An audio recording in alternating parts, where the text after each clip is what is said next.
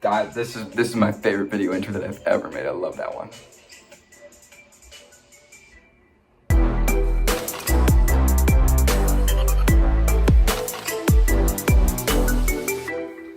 Ayo, what's going on, people of the internet, and welcome to another episode of Blind Aesthetics TV. Feeling this MKBHD vibes in this minimalist style background. Like, whew, look at this thing. Like, unfortunately, this isn't a tech review. Actually, it's the exact opposite. So this is Romeo and Juliet, one of the greatest love stories of all time. Personally, I disagree. But regardless of anyone's opinion, it does exist, so here we are. Romeo and Juliet is the classic forbidden love story. Rival families, love at first sight, and dead people. Lots of dead people. A little bit of a depressing story. Well, actually, a lot of a depressing story. But it's true love. Just ignore common sense. But reading the story left me with a single question. Does it have a happy ending? No, it does not. That was not my question. Remember, lots of dead people. Anyway, my question is, if someone was to be blamed for all the death in Romeo and Juliet, who would it be? So, here's a list of suspects. It's over here, actually. It's over there. Alright, is it on my face? I don't know. Wow. Let's start from least important and go to most important. First up on the list, Benvolio. Wait, why is he on this list? Isn't he the peaceful guy? Yeah, he is. Benvolio doesn't physically inflict any harm. The only reason he's on this list is that Benvolio had the idea to go to Capulet's party.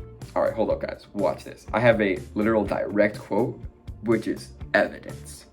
This same ancient feast of Capulet sups the fair Rosaline whom thou so lovest, with all the admired beauties of Verona. Go thither, and with unattainted eye compare her face with some that I shall show, and I will make thee think thy swan a crow. Whew, so glad that play is copyright free, because ain't no way I am making it through that reading it aloud. But what's the important thing here? We definitely see that Benvolio made the suggestion to go to the party. If he hadn't suggested that, Romeo probably would have never met Juliet, and he probably would still be alive. Well, probably. But regardless of Benvolio giving the party idea, he doesn't actually introduce Romeo to Juliet, so he really didn't do anything wrong. And he gets 0 points added to the death counter. Tybalt Capulet, next up on the list. And if you didn't notice, I put on my head because I can't move when I transition, so it makes it kind of boring. But I'm trying to keep you guys locked in, get that retention up, you know? So if you couldn't already guess, he gets at least 1 point on the death counter for, well, killing someone. Intentionally stabbing Mercutio, that's a crime. So Tybalt is a pretty open and shut case, right? Or is he? Remember, Tybalt's original, well, we'll say his original quarrel. Do you quarrel, sir? It was with Romeo. So Tybalt wasn't actually trying to kill Mercutio, he was trying to kill Romeo. So did Romeo really cause Mercutio's death? Ponder that for a second. Mercutio! We all hate him, so I'll try to make this as quick as possible. Although he does torture readers with absurdly long monologues, I cannot actually validate whether anyone died of boredom. Okay, fine. Within the cast of this play, he doesn't directly kill anyone, and he doesn't lead Romeo to make any decisions that end up with people dead, so his killing count stays at a nice even 0. Readers aside, of course. Alrighty, top 3 time, guys. We're getting down to it, really. While Friar Lawrence does seem like he's the problem behind a lot of deaths, he just made the unfortunate mistake of being friendly to everyone.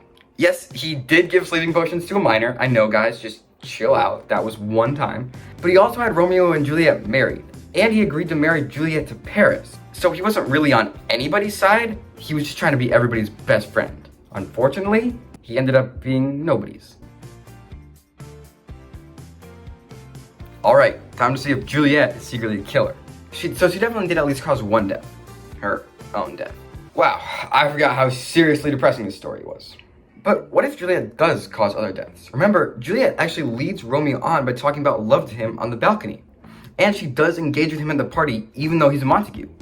But Juliet has one major advantage to tip the scales directly towards her innocence. She's 13! Aside from being an absolutely wild marrying age. Like, come on. Shakespeare, what are you thinking? This is just... Stop it. Her emotions are really heightened, so she doesn't have a lot of control over her feelings toward Romeo. And it really doesn't help that she has no time to work through those irrational feelings over the course of the play. Which, if you forgot, that's 3 days. So Juliet gets away with it, but just barely. 1 point on the death counter. So, out of the 5 people we covered so far, only 2 of them have points on their death counters. But we've yet to talk about the main suspect in this tangled web of deceit and treachery. Yeah. Romeo Montague. Take just a few small steps back and consider what he's done. Romeo was the one that impulsively introduced himself to Juliet. Romeo was the one that Tybalt had a quarrel with. Do you quarrel, sir? Romeo killed Tybalt. Romeo's banishment caused his mother's death and the downward spiral that led to Juliet's death. And while visiting Juliet's grave in a noble action, he also killed Paris, which is like super illegal. Look at the whole play in its entirety and we'll see that our hero is actually a villain. Were all of these deaths intentional? No. But still a product of his doing, so they definitely count. Wow, all 6 on the board there. Good job, buddy. So the last question I'm curious about is if Romeo had died at the hands of Tybalt, would more people still be alive? The answer is actually yes, but not as many as you think. Just one person escapes the wrath of Romeo. Mercutio would still be dead because he probably would do what Romeo did in that situation and attack Tybalt. And Tybalt killed him, so clearly he wasn't that good of a swordsman anyway. Tybalt would probably be sentenced to execution by the prince for killing Romeo. Romeo's mother would die grieving of his death instead of his banishment. And Juliet would, I don't know, drink poison, say that she couldn't live without Romeo or something like that. They all would have still died. But Paris, because Romeo was dead, wouldn't have run into Romeo at the grave and still would be alive and happily searching for a young wife. One more thing to consider here. If Romeo hadn't introduced himself to Juliet, then everyone would still be alive. And that's the interesting part that Shakespeare is talking about with all this fate and love and death stuff. But who really knows why Romeo said hello to Juliet at that party? I don't know, and I don't think we'll ever find out. But if this video intrigued you, there's a button for that. And if you want to see more of this awesome content, well, let me tell you, there's a button for that too. Thanks so much for watching, guys, and I'll catch you in the next one. Remember, parting is such... Nah, I'm not gonna do that to you guys. Peace.